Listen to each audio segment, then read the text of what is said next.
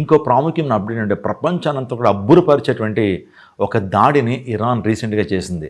ఆ దాడి ఎక్కడంటే డియోగా గార్షియా అనేటువంటి ఒక మిలిటరీ బేస్, ఒక ఐలాండ్లో ఆ యొక్క భయంకరమైన దాడి చేశారు. ఇరాన్ నుంచి సుమారుగా 4200 కిలోమీటర్లు, అది అంత దూరంలో ఉన్నటువంటి దాన్ని దాడి చేయగలిగారు. ఇప్పటి వరకు ఇరాన్కి అంత పొటెన్షియల్ లేదని అనుకున్నారు అందరూ.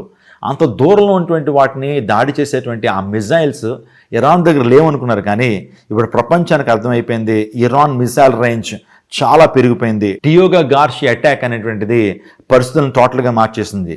అప్పటి వరకు ఇరాన్కి అంత శక్తి సామర్థ్యాలు లేవనుకున్న ప్రపంచం ఇప్పుడు తెలుసుకున్నారు long distance missile firing capacity ఇరాన్కు ఉందనేటువంటి విషయం ప్రపంచానికి అర్థమైంది. యూరప్ కూడా ఈ వార్లో ఎంటర్ అవడం తప్ప వేరే ఆప్షన్ లేదనేటువంటిది కనిపిస్తూ ఉంది. ఇప్పటికే ట్రంప్ గవర్నమెంట్ యుద్ధం చేయడానికి ఇంకా ధనాన్ని అడుగుతానే ఉంది. $200 బిలియన్ అడిగింది. అంటే మీరు ఊహించండి, రోజుకి అమెరికా ఇరాన్ మీద యుద్ధం చేయడానికి $1 బిలియన్ ఖర్చు పెడుతుంది. అంటే $200 బిలియన్ అడిగిందంటే అర్థం ఏంటి? సుమారుగా 200 రోజులు ఇంకా యుద్ధం చేద్దామనేటువంటి ఆలోచనలు ఉన్నారు. ఖచ్చితంగా ఇది మూడో ప్రపంచ యుద్ధానికి దారితీయచ్చు. ఇరాన్ పక్షాన ఆల్రెడీ చైనా పనిచేస్తుంది, ఇరాన్ పక్షాన ఆల్రెడీ రష్యా పనిచేస్తుంది, ఆ తర్వాత నార్త్ కొరియా పనిచేస్తుంది, పాకిస్తాన్, ఇలాంటి గల్ఫ్ దేశాలన్నీ కూడా ఇరాన్ పక్షానికి వస్తున్నాయి.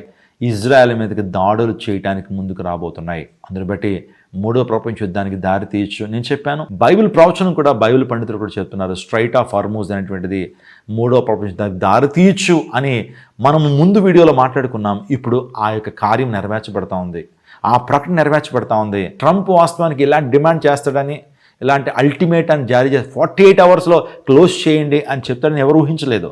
మరి ఇది ఎటువంటి పరిస్థితులు దారితీస్తుందో మనం ఊహించలేం. మూడో ప్రపంచ యుద్ధానికి దారితీర్చినటువంటి అనుమానాలు చాలామందికి ఉన్నాయి. ఈ యుద్ధం అర్మగెద్దోన్ యుద్ధానికి అది ముంగుర్తుగా ఉందనే విషయాన్ని జ్ఞాపకం చేస్తున్నాను. ఇంకా అనేకమైన అప్డేట్స్ మీకు ఇవ్వబోతున్నాను.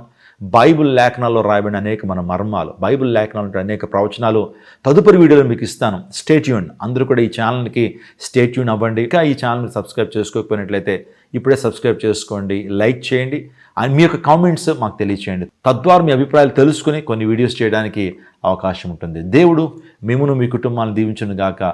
దేవుడు మన భారతదేశంను దీవించును గాక. ఆమేన్.